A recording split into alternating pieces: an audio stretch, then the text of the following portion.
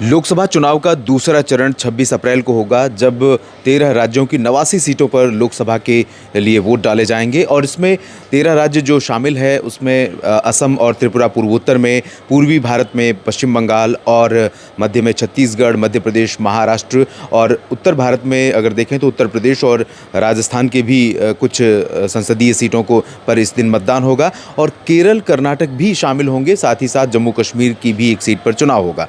केरल की सभी 20 लोकसभा सीटों पर एक साथ 26 अप्रैल को मतदान होना है। और इस चुनाव के पहले इस समय चुनावी सरगर्मियां और राजनीतिक बयानबाजी बहुत ज़्यादा तेज़ हो गई है। कांग्रेस के घोषणा पत्र को लेकर के भारतीय जनता पार्टी बहुत आक्रामक मूड में है। आपने देखा था पिछले वीक में, पहले चरण के मतदान के बाद मैंने एक वीडियो किया था जिसमें आप सभी से आपकी राय मांगी थी और आपका क्या सोचना है, किस पार्टी की सरकार इस बार बन सकती है, इस बारे में आपने टिप्पणियां की। तो लगभग 115 के आसपास कमेंट आए हैं। उसमें अगर हम देखें तो 70 के आसपास जो कमेंट हैं, 70 कमेंट हैं, वो भारतीय जनता पार्टी या नरेंद्र मोदी के फेवर में हैं। नरेंद्र मोदी की आर्थिक नीतियाँ कितनी बेहतर रही हैं इन 10 वर्षों में, और आगे का जो रोड मैप है वो देश के लिए, देश की आम जनता के लिए कितना महत्वपूर्ण होगा, ये तो चुनाव के परिणामों के बाद पता चलेगा। क्योंकि असली परीक्षा, असली अग्नि परीक्षा इस समय है। और राहुल गांधी या जो कांग्रेस पार्टी है, कांग्रेस पार्टी के साथ जो विपक्षी दल हैं इंडी गठबंधन में, उन में सबसे प्रमुखता से इस समय चर्चा कांग्रेस पार्टी की हो रही है, और होनी भी चाहिए क्योंकि राष्ट्रीय पार्टी रही है। लेकिन कांग्रेस के घोषणा पत्र की कुछ बातें इस समय विवादास्पद हो गई हैं और उन पर जमकर कांग्रेस को निशाने पर लिया जा रहा है। आम लोग भी ले रहे हैं और राजनीतिक दल भी जो उनके विरोधी हैं वो भी ले रहे हैं।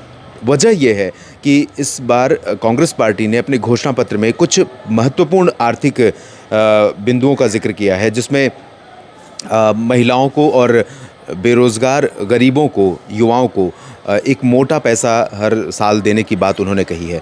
लगभग 75,000 रुपये प्रति वर्ष एक बेरोज़गार युवा को देने की बात कही है। लगभग मान लीजिए 6,200 रुपये के आसपास होगा। एक महिला को, हर एक महिला को 6,000 रुपये देने की बात कही है। तो ये लगभग 1.5 लाख रुपया एक परिवार में जा सकता है इस तरह से। तो ये एक बहुत बड़ा, पहली बात तो आर्थिक बोझ देश के ऊपर हो सकता है। किसी भी तरह की जो सब्सिडी या जिसे रेवड़ियाँ कहते हैं, यानी कि फ्रीबीज़, वो किसी भी देश की अर्थव्यवस्था के लिए ठीक नहीं है। भारत की अर्थव्यवस्था अभी और दुनिया की अर्थव्यवस्था नाजुक दौर से गुजर रही थी। ऐसे में भारत की अर्थव्यवस्था को स्थिर करने में वर्तमान सरकार की नीतियों ने बहुत महत्वपूर्ण भूमिका अदा की। कुछ चुनौतियाँ, कुछ चैलेंजेस बेरोज़गारी और महंगाई को लेकर ज़रूर हैं, लेकिन महंगाई को नियंत्रण में रखने के लिए सरकार ने काफ़ी कदम उठाए और उसका परिणाम भी हमें सामने देखने को मिल रहा है कि महंगाई दर काफ़ी स्थिर बनी हुई है।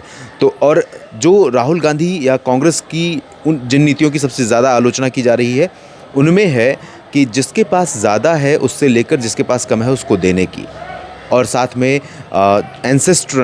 एंसेस्ट्रल यानी कि आपके जो पुरखे हैं उनकी संपत्तियों को सरकार कब्ज़े में ले सकती है। और सैम पित्रोदा, जो कि उन राहुल गांधी या कांग्रेस के रणनीतिकार माने जाते हैं, थिंक टैंक माने जाते हैं, उन्होंने कहा है कि अमेरिका जैसे देशों में, तमाम ऐसे देश हैं जहां पर, पश्चिमी देशों में, जहां पर पैतृक संपत्ति का 55% हिस्सा सरकार के कब्ज़े में आ जाता है। तो ये एक बड़ा फैसला है और इसको लेकर के भारत में बड़ा आक्रोश हो सकता है। लेकिन ये निश्चित तौर पर बहुत सोच समझ कर के घोषणा पत्र ये जारी किया गया है। और ये वादे, अगर बाई चांस कांग्रेस की सरकार आती है तो इन वादों को पूरा कर पाना बहुत मुश्किल लगता है आर्थिक तौर पर भारत की जो स्थिति है। और अगर भारत सरकार जो भी अगली बनती है इस तरह के वादे पूरे करने पर आती है, तो जो विकास दर भारत की वर्तमान समय में है और जिस तरह का प्रोजेक्शन आने वाले 5 वर्षों तक है, या 2047 तक भारत को विकसित राष्ट्र बनाने का संकल्प जो भारत ले रहा है, वो सारा कुछ डीरेल हो जाएगा। इंडिविजुअल लेवल पर आप लोगों के जो काम नहीं कर रहे हैं या जिनको काम करने का मौका भी मिला है, उनको भी डिस्करेज करेंगे आप कि काम ना करो और पैसे लो घर बैठ करके। ये जो बेरोज़गारी भत्ता जैसी चीज़ें हैं वो किसी भी अर्थव्यवस्था को, चाहे उसका मैन पावर कितना भी स्ट्रांग क्यों ना हो, कितना भी स्किल्ड क्यों ना हो, उसके लिए मददगार नहीं होता। हाँ, इतना ज़रूर है कि जो लोग बेरोज़गार हैं उनको रोज़गार या उनको स्वरोज़गार के माध्यम क्या मुहैया कराए जा सकते हैं, सरकार को इस बारे में चिंतन करने की आवश्यकता है, जिसमें स्किल इंडिया और मुद्रा लोन जैसी बहुत सारी योजनाएं बहुत महत्वपूर्ण रही हैं। हाँ, हमारे देश का संसाधन जो मशीनरी है, ब्यूरोक्रेसी है, वो उन योजनाओं को ग्राउंड पर लागू होने में बड़ी बाधा बनता है। वजह ये है कि उनको बिना रिश्वत लिए या बिना लोगों को लटकाए उनका ऐसा लगता है कि उनका काम पूरा नहीं हो रहा है। तो ब्यूरोक्रेसी को थोड़ा टाइट करने की आवश्यकता है और इंडिविजुअल लेवल पर इस तरह का बड़ा अनुदान देने से देश की अर्थव्यवस्था को बड़ा झटका लग सकता है। भारत 2047 तक विकसित नहीं हो सकता किसी भी सूरत में अगर इस तरह की स्कीम्स लागू की गई, क्योंकि आप अंदाज़ा लगाइए कि भारत में 150 करोड़ तकरीबन आबादी हो चुकी है। अगर परिवारों की संख्या देखा जाए तो एक मोटे तौर पर अगर देखें तो 40-50 करोड़ परिवार होंगे और 50 करोड़ परिवारों में आप अच्छी तरह जानते हैं कि आंकड़ों के हिसाब से अगर देखा जाए तो बहुत कम नंबर बैठेगा जिनके पास अपना काम है, जिनके पास नौकरी है, क्योंकि बहुत सारे काम ऐसे हैं जो असंगठित हैं और लेकिन फिर भी उनकी रोजी रोटी चल रही है, उनके परिवार पल रहे हैं, बच्चे पढ़ रहे हैं, मेहनत कर रहे हैं लोग। लेकिन जब आदत पड़ जाएगी कि घर बैठे 75,000 रुपये मिलने हैं, घर बैठे 6,000 रुपये महीना महिलाओं को मिलना है, तो कौन काम करेगा? तो ऐसे में बड़ी चुनौतियां देश के समक्ष आएंगी अगर इस तरह की सरकारी नीतियां लागू होती हैं। सरकार इस तरह अगर कोई सरकार बनती है और ऐसी नीतियां लागू, आपका क्या सोचना है कांग्रेस के घोषणा पत्र पर, इस बारे में ज़रूर लिखिए। और फिर अपील करूंगा कि बढ़ती हुई गर्मी, हीट वेव के बीच में वोट देने के लिए ज़रूर जाइए। 26 अप्रैल को दूसरे चरण का मतदान है, 13 राज्यों की 89 सीटों पर होगा। तो इस बार मत प्रतिशत 70 नहीं बल्कि 80 होना चाहिए। मत प्रतिशत जितना बढ़ेगा, जनता की भागीदारी जितनी बढ़ेगी, सरकार में आपकी सहभागिता उतनी बढ़ेगी और सरकार को बाध्य होना पड़ेगा आपके या देश के हित में, जनता के हित में फैसले लेने में।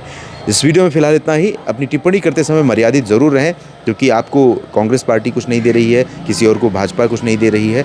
आप इंडिविजुअल वोटर के तौर पर किसी एक पार्टी को पसंद कर सकते हैं, लेकिन हमारी पसंद अपनी निजी है। हम अपनी पसंद किसी पर थोप नहीं सकते हैं और ना ही किसी को बाध्य कर सकते हैं।